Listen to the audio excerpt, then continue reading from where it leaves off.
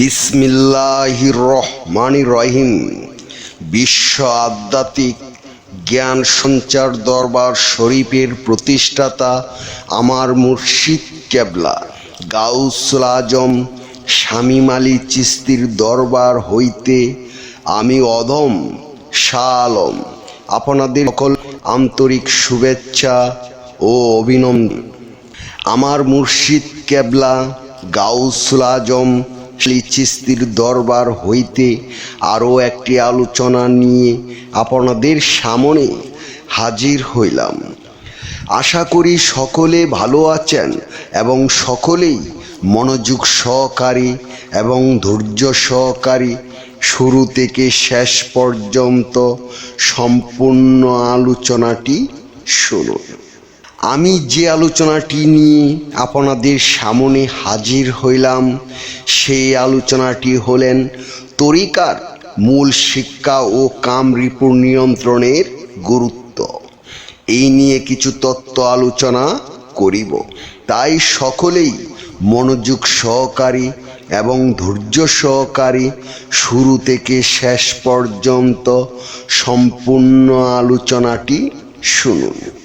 শুরুতেই বিশ্বের সকল স্তরে লোকদের উদ্দেশ্য করে বলছি, আমার লক্ষ্য আমার মুর্শিদ কেবলা গাউসুল আজম শামীম আলী চিশতির লেখা গ্রন্থের বিষয়বস্তু আপনাদের সামনে উপস্থাপনা করা, যাতে আপনারা সকলেই হাকিকত জানতে পারেন, বুঝতে পারেন এবং হাকিকতের জ্ঞান নিতে পারেন।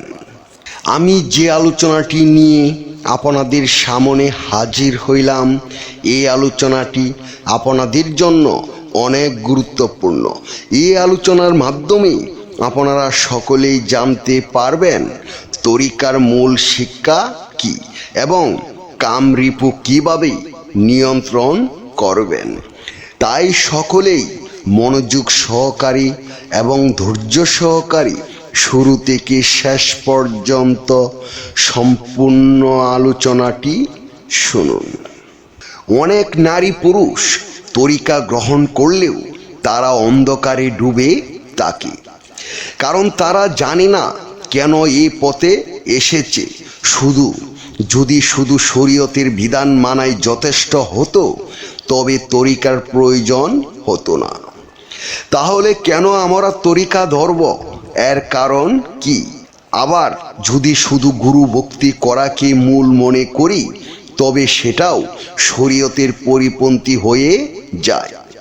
তরিকার প্রকৃত শিক্ষা হলো 6 রিপু দমন করা, যেমন কাম, ক্রোধ, লোভ, মোহ, মায়া, মাৎসর্য। এর মধ্যে সবচেয়ে ভয়ঙ্কর হলো কামরূপু।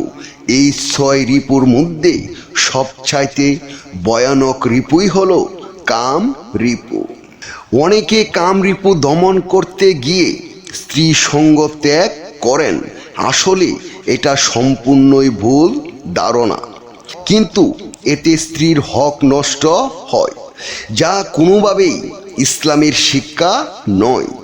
প্রকৃত সমাধান হলো কিভাবে বীজ রক্ষা করে সহবাসকে ইবাদতে পরিণত করা যায়।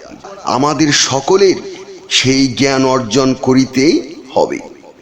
একজন নারী যদি লজ্জা, ধৈর্য ও আত্মসংযমে নিজেকে প্রতিষ্ঠা করতে পারে, তবে সেই হতে পারে মা ফাতেমার মতো মহান। অথচ বর্তমান সমাজে নারীরা দ্রুত যৌবন হারায়, কারণ তারা দেহের রস সংরক্ষণ করতে জানে না।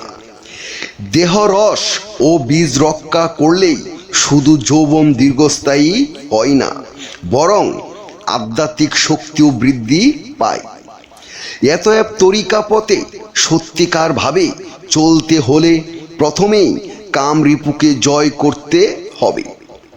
বীজ সংরক্ষণ ও সহবাসের সঠিক আদব জানতে হবে, তবেই অন্তর পরিশুদ্ধ হবে, আত্মশুদ্ধির দরজা খুলবে, আর মারফতের আলোতে আলোকিত হবে জীবন।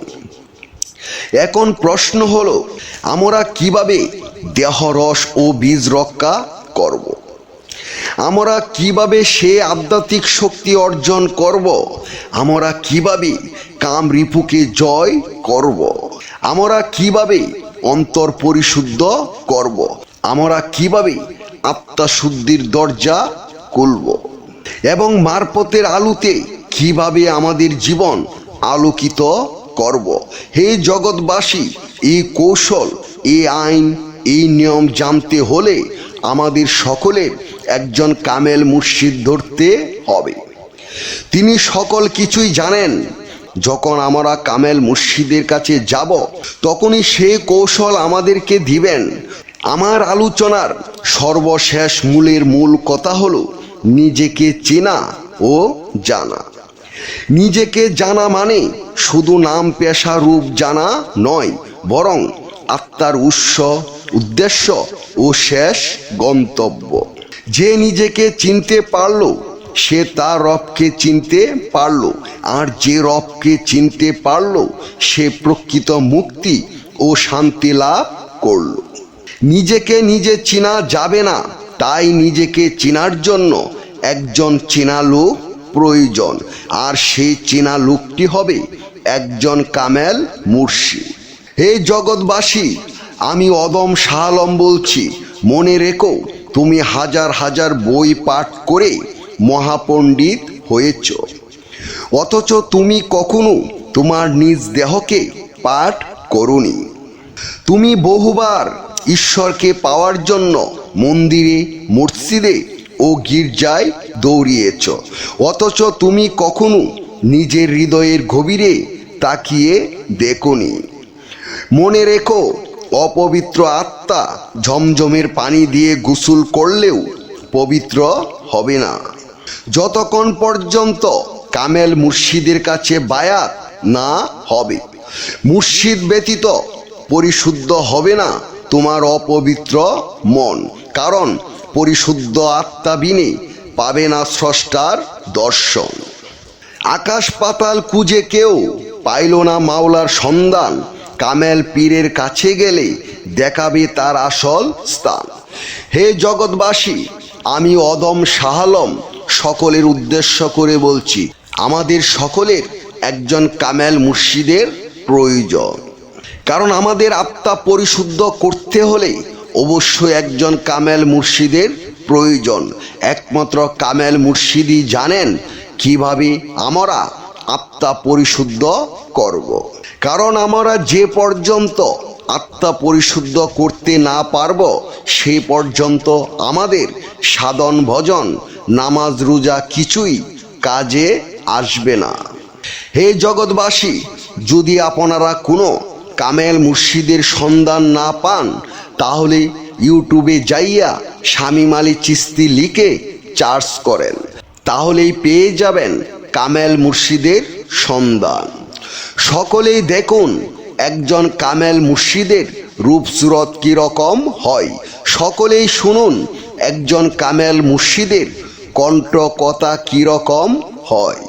যদি আপনাদের ভালো লাগে, তাহলে বিশ্ব আধ্যাত্মিক জ্ঞান সঞ্চার দরবার শরীফে চলে আসুন।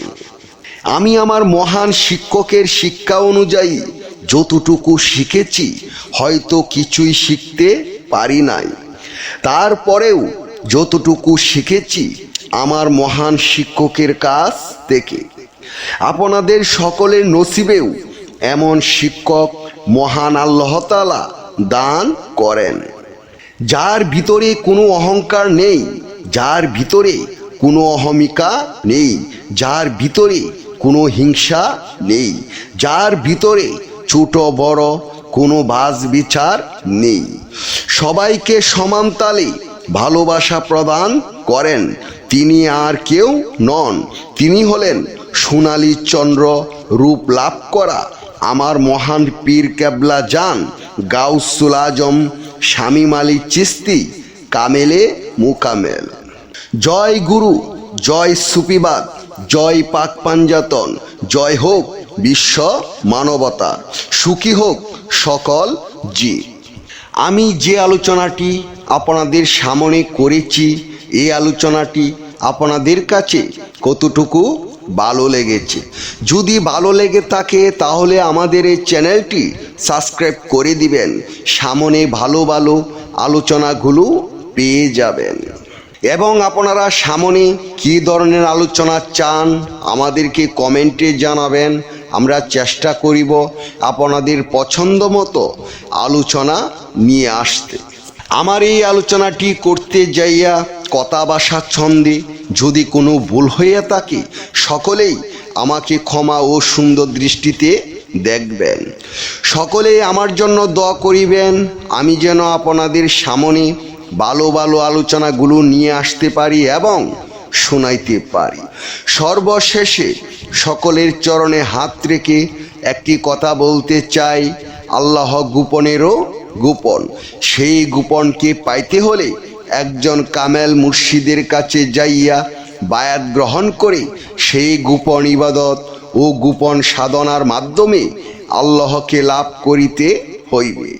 সকলে ভালো থাকবেন, সুস্থ থাকবেন। আল্লাহ হাফেজ।